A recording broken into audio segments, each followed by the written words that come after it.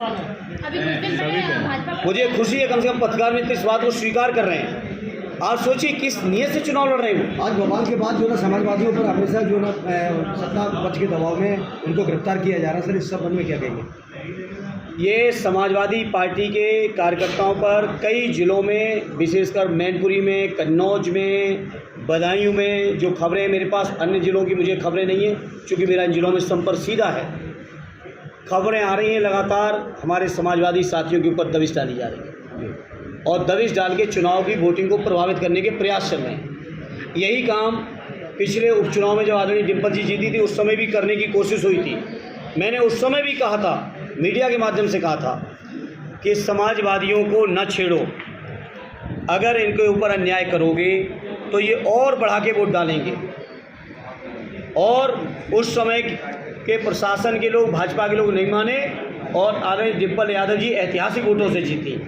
और आज मैं फिर दोहराता हूँ इस मीटिंग के माध्यम से, इस चुनाव में आदरणीय डिम्पल जी कम से कम 4 से 5 लाख वोटों से चुनाव जीतने जा रही हैं। और इस 10 सीटों में से शायद ही किसी उम्मीदवार का दुर्भाग्य होगा तो वो हार जाए तो हारे, नहीं 10 के 10 सीटें तीसरे चरण की हम समाजवादी पार्टी और इंडिया गठबंधन के लोग जीतने जा रहे हैं। ये बीजेपी के लोग घबराए हुए हैं, इनके पास कोई मुद्दा नहीं है। मैं पूछना चाहता हूं, जो बीजेपी के लोगों ने शर्तें लगा लगा के, हर चीज़ पे पाबंदी लगा लगा के वैक्सीन लगवाई थी, आज आखिर वैक्सीनेशन से जहां प्रधानमंत्री जी की फ़ोटो लगी थी, आज फ़ोटो क्यों हटाई गई? अगर उस समय प्रधानमंत्री जी क्रेडिट ले रहे थे वैक्सीन लगवाने की तो उस वैक्सीन के साइड इफ़ेक्ट का क्रेडिट आखिर कौन लेगा, डिस्क्रेडिट कौन लेगा? और इसलिए आज फ़ोटो भी हटाई जा रही हैं। आप भले ही फ़ोटो हटा दें, एडमिनिस्ट्रेशन आपके हाथ में, आप हटा सकते हैं, लेकिन जनता के दिलो दिमाग से ये बात निकलने वाली नहीं है कि जो आज 18 साल, 15 साल, 22 साल, 22 साल, 25 साल के नौजवान युवक युवतियों को हार्ट अटैक आ जा रहा है, ब्रेन हेमरेज हो रहा है, आखिर किनके कारण हो रहा है? क्या चंदा वसूलने के लिए ज़बरदस्ती शर्तें लगा के वैक्सीन लगवाई गई थी? हमारे राष्ट्रीय अध्यक्ष जी ने उस समय भी कहा था कि भाजपा की वैक्सीन है, इस पर मुझे यकीन नहीं है। तो हमारे राष्ट्रीय अध्यक्ष जी की बीजेपी वालों ने भी आलोचना की थी, मीडिया ने भी आलोचना की थी, तमाम डिबेट चलाई थी। लेकिन आज सोचो कि हमारे राष्ट्रीय अध्यक्ष जी कितने दूरदृष्टि रखने वाले व्यक्तित्व हैं कि उन्होंने उस समय भी कह दिया था, जबकि पूरे देश का दबाव इस बात का था कि ये वैक्सीन लगनी चाहिए। उस समय भी उन्होंने इस बात का खंडन किया था और वो बात आज देश के सामने सच निकली।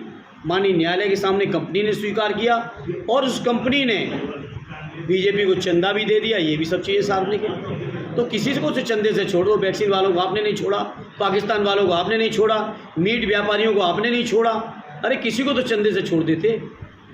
जिस तरह से ये चंदे का मामला आता है और जनता भी जान चुकी है, तो अब इसका असर क्या पड़ेगा? जनता जवाब दे रही है, 2 चरणों में दे चुकी है, तीसरे चरण का कल का इंतजार कीजिए।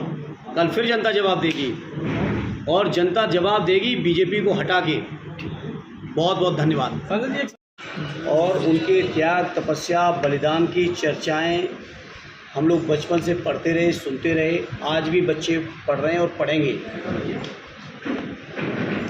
उन जैसे महापुरुष के सम्मान में ही आदरणीय अखिलेश यादव जी ने अपने मुख्यमंत्री कार्यकाल में रहते हुए सार्वजनिक अवकाश घोषित किया था उनकी जयंती को, जिसको वर्तमान सरकार और उसके मुख्यमंत्री, जिनको कई लोगों ने उपनाम पदनाम भी दे रखे हैं,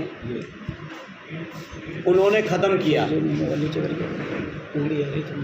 तो बीजेपी की मानसिकता से अंदाज लग सकता है कि वो महाराणा प्रताप जी को कितना सम्मान देते थे। अरे वो कर तो सकते नहीं थे, किसी को सम्मान बढ़ा तो नहीं सकते थे, लेकिन जो आदरणीय अखिलेश यादव जी ने उनके सम्मान में किया था, उस फैसले को भी इन्होंने, उस सार्वजनिक अवकाश को ख़त्म करके वो महाराणा प्रताप जी का असली अपमान किया है बीजेपी के लोगों ने। इसका जवाब बीजेपी के लोग नहीं देंगे और शायद मेरे पत्रकार मित्र इस सवाल को उनसे शायद न पूछेंगे। जिस तरह से देखने को मिला है कि आगामी भी चुनाव जितने भी हैं, बीजेपी ऐसा ही षड्यंत्र रचने का काम। देखिए, अब बीजेपी की सच्चाई को जनता जान चुकी है, जनता मान चुकी है, जनता देख चुकी है। बहुत भरोसा किया जनता ने, पूरे देश की ने किया और भरोसा कर करके ही 2 बार लगातार दिल्ली में केंद्र की सरकार में, 2 बार यूपी की सरकार में बैठाया भी है। 4 चुनाव लगातार बीजेपी के लोगों को, देश और प्रदेश के लोगों ने जिताया भी है। लेकिन लोग निराश हो गए, उदास हो गए, हताश हो गए। जहाँ 2 करोड़ रोजगार हर साल देने की बात हुई थी, वहाँ 60-60 लाख नौजवानों के जिस भविष्य दाव पे हो, जिस परीक्षा में, उस परीक्षा का भी पेपर लीक होता है, परीक्षा रद्द होती है। 7 साल के वर्तमान उत्तर प्रदेश की सरकार के कार्यकाल में 13 से ज़्यादा परीक्षाओं के पेपर लीक हो चुके हैं, पेपर रद्द हो चुके हैं। उत्तर प्रदेश का नौजवान आज बेरोजगारी से निराश हो गया है, उदास है, हताश है। और यही कारण है कि नौजवान अब तो बेरोजगार बारात यात्रा तक निकालने लगे। किसान निराश हैं। बहुत मोदी जी ने वादे किए थे, बीजेपी ने विश्वास दिलाया था कि हर साल उनकी आमदनी को दूना करेंगे।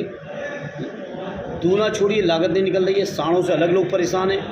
रात भर सर्दी गर्मी बरसात में लोग खेती किसानी में रात भर सो रहे हैं, अपने घरों में नहीं सो पा रहे हैं। महंगाई चरम पे है। मध्यम वर्ग से लेके गरीब वर्ग के लोगों के लिए महंगाई की स्थिति आपको पता है। स्विस बैंक से पैसे आए नहीं, 15 लाख किसी के खाते में पहुँचे नहीं। तो बीजेपी के पास मुद्दे ही नहीं बचे हैं। अब मैं तो कहता हूँ बीजेपी के लोग अगर सच भी कहें तो देश के जनमानस को अब यकीन नहीं हो सकता, क्योंकि जो व्यक्ति, जो पार्टी, जो संगठन लगातार झूठ बोले, उसकी बात का यकीन और भरोसा उठ जाता, और बीजेपी से उठ चुका है लोगों का। इंडिया गठबंधन ऐतिहासिक समर्थन लेके, जनता का ऐतिहासिक आशीर्वाद लेके 4 जून को देश के अंदर प्रचंड बहुमत की सरकार बनाएगी। वहीं मोदी अपनी रैली में लगातार कह रहे हैं कि अगर विपक्ष जीतता है तो गठबंधन की सरकार अगर बनती है तो पाकिस्तान की सरकार बनेगी। देखिए, मुझे खुशी इस बात की है कि प्रधानमंत्री जी ये स्वीकार करने लगे हैं कि अगर जीतता है, जो लोग वादा करते थे, जो बातें करते थे 400 पार की, वो अब ये स्वीकार करने लगे हैं कि विपक्ष की भी सरकार बन सकती है। तो आप पत्रकार मित्र हैं, आप लोग समझते हैं, चीज़ों का एनालाइज भी कर सकते हैं और करते होंगे। इससे आप अंदाज़ा लगाइए बीजेपी अब कहाँ खड़ी है।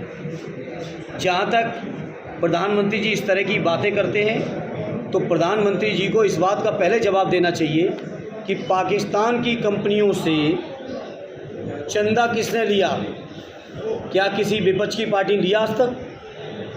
और भारतीय जनता पार्टी पाकिस्तान की कंपनियों से इलेक्टोरल बॉन्ड के माध्यम से चंदा भी उठा रहे हैं और इस तरह की बातें कर रहे हैं।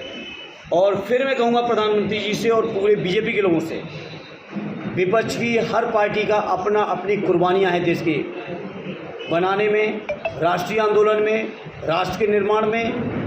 अलग अलग हर पार्टी के पास अपना इतिहास है, कुर्बानियाँ हैं। भाजपा के पास गिनाने के लिए कुछ भी नहीं है। अगर कुछ है तो गिनाएं, आज़ादी के आंदोलन में उनका क्या योगदान था। आज तक इस पर चर्चा नहीं होती है। कौन भारतीय जनता पार्टी का शहादत दिया है आज़ादी के आंदोलन में? कौन सीमा पे शहादत दिया है गुजरात का? बताएं प्रधानमंत्री जी इस बात को।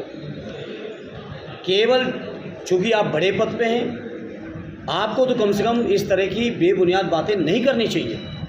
वही ठाकुर जयवीर सिंह का कहना है कि जो है महाराणा प्रताप अंग्रेजों से लड़े थे, क्या बात सही है? देखिए, जयवीर सिंह जी क्या कह रहे हैं, उनका संतुलन डिस्टर्ब है। आप और मैनपुरी के सब लोग जानते हैं कि वो चुनाव नहीं लड़ना चाहते थे, उनकी पार्टी ने जबरदस्ती चुनाव लाया। क्या ये सच नहीं? क्या आप नहीं जानते हो? और यही कारण है कि चुनाव जीतने के लिए जो जिले के सबसे बड़े गुंडे हैं, उनको गृह मंत्री जी से मिलवाते हैं। क्या मीडिया के लोगों आपने नहीं देखा? क्या आपने वीडियो विजुअल्स नहीं बनाए क्या इस बात की? जो मैनपुरी जिले का सबसे बड़ा गुंडा, उसको माननीय गृह मंत्री जी से मिलवाते हैं, और मंच पर वो भी। और मैं समझता हूँ गृह मंत्री जी को ये बात पता चल जाए तो हो सकता है इनका मंत्री पद भी चला जाएगा। क्या ये बात सच है या नहीं? आप बता दो पत्रकार मित्र, आप लोग रहे होगे कार्यक्रम में, हम तो नहीं थे। हम तो आप ही सबके माध्यम से देखे, ये सच है या नहीं बता दो, मैं आपसे पूछ रहा हूँ। आज बताओ पत्रकार मित्रों, पहले मेरी बात का भी जवाब दो। आप लोग हर बात का मैं जवाब देता हूँ। क्या ये सच है या नहीं है? तेज बोलो भाई, इसमें भी आना चाहिए। नहीं, बिल्कुल सही, आप बिल्कुल बात सही कह रहे हैं। वैक्सीन का असर है सांसद जी? ये वैक्सीन पे बाद में आएंगे, पहले ये बताओ ये सच है या नहीं है? बिल्कुल आपने सही कहा है। जनपद मैनपुरी के सबसे बड़े गुंडे को यहाँ के उम्मीदवार, यहाँ के मंत्री ने केंद्रीय गृह मंत्री से मंच पे मिलवाया या नहीं मिलवाया? क्या इसके विजुअल आप सबके पास नहीं है?